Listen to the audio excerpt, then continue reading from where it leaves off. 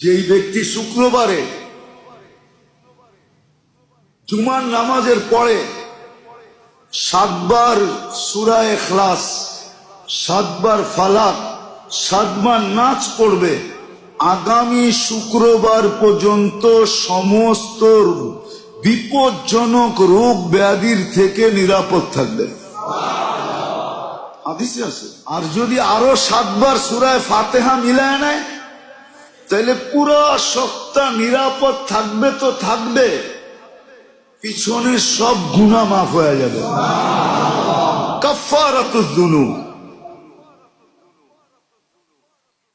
যেই ব্যক্তি জুমার নামাজের পরে সুবহানাল্লাহিল আযীম ওয়া বিহামদিহি 100 বার পরে সুবহানাল্লাহিল আযীম ওয়া বিহামদিহি, তার আমল নামায় 1 লক্ষ নেকি লেখা হয়। কি পারবেন এক সপ্তাহে 1 লক্ষ গুনাহ করতে?